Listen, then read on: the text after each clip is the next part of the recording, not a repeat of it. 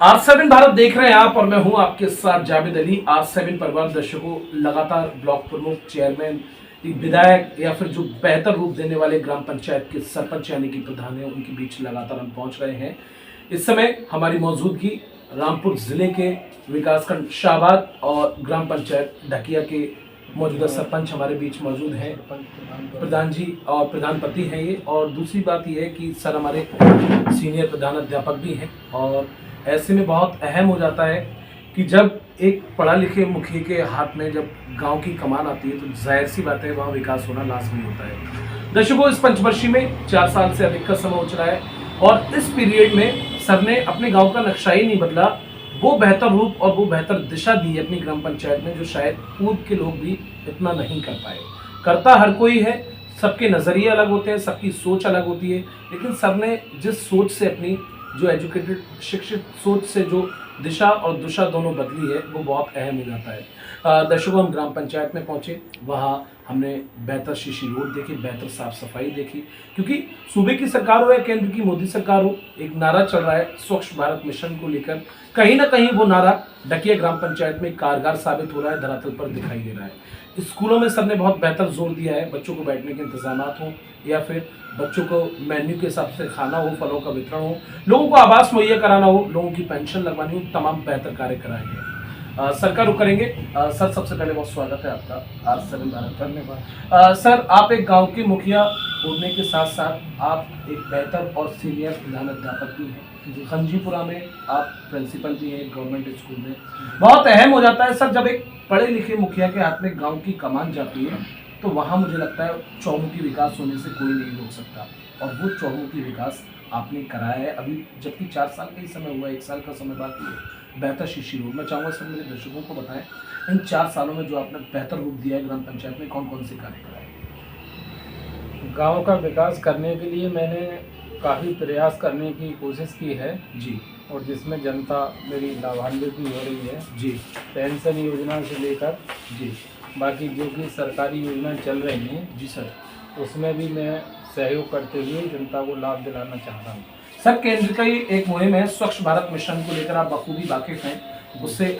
Sir, आपने गांव में साफ सफाई, बेहतर रूप, बेहतर शीशी रोड, एक अलग जो है चमक गांव के अंदर आपने, आप ही के श्रेय जाता है और आप ही के द्वारा ये लाई गई है।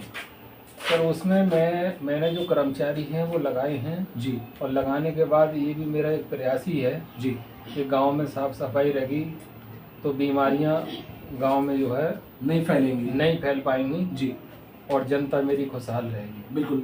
सर, एक अहम जानकारी ये मिली कि आप वो मुखिया हैं, मुखिया तो हर पंचवर्षीय में आते हैं, लेकिन आपने जो बेहतर रूप देने के साथ साथ एक और अच्छा काम किया है वो ये कि आपने कभी कोई पक्षपात नहीं किया, कोई भेदभाव नहीं किया। सरकारी योजना धरातल तक आई तो आपने घर घर वो योजना पहुंचाई। देखिएगा, ग्राम पंचायत में अगर कोई पक्षपात करके चलता है तो वो सफल नहीं है। बिल्कुल। और पक्षपात में जनता जो है उसमें दुखी होती है, लेकिन निष्पक्ष होकर जो मैंने कार्य किया है जी, वो जनता ही बताएगी कितना काबिल। सर, जनता से हमने बात की, जनता की जुबान पर आपका नाम है जी। और जनता ने सीधे तौर पर कहा कि प्रिंसिपल साहब हमारे बहुत बेहतर कार्य करा रहे हैं, माँ साहब ने बहुत अच्छा कार्य कराया है। बुजुर्गों की जुबान पर क्या सर, युवाओं की जुबान पर आपका नाम है?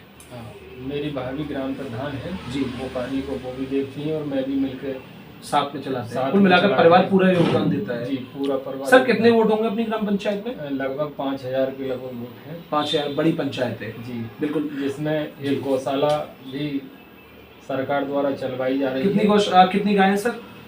उसमें 197 गाँव हैं। केयर टेकर कितने हैं सर? 7 हैं इसमें। तो सर, इसी गौशाला की जिक्र हो रहा था, जब हम चौराहे पर पहुंचे तो कुछ फ्रूट्स वालों ने हमें बताया, जो फ्रूट्स के ठेले वगैरह लगाए हुए थे, जी। कि सर जी ने अपनी प्राइवेट भूमि पर भी हरा चारा गायों के लिए बोया था जी। और हरा चारा वो गायों को खिलाते हैं। बेहतर अभी भूसा वगैरह का भी स्टॉक कराया है आपने? हाँ, भूसा का स्टॉक भी कराया है और अपनी जो निजी भूमि है जी, उसमें हरा चारा बोके उन गायों को चारा खिलाया जाता है। सर, जनता का रुझान आपकी ओर है और जनता को ऐसा ही मुखिया चाहिए जैसे कि आप हैं, पढ़ा लिखा मुखिया जनता को चाहिए, तो जनता का रुझान यूं ही आपकी ओर रहता है। और इलेक्शन नजदीक है तो ताल ठोकेंगे इस बार मैदान में? नहीं सर, ताल तो नहीं ठोक पाएंगे, क्योंकि समय जिस हिसाब से गांव के लिए देना चाहिए उस हिसाब से हम नहीं दे पा रहे हैं। लेकिन हमारा प्रयास तो ये है कि कोई और साथी हमारा निकल के आए तो और अच्छा प्रयास करें।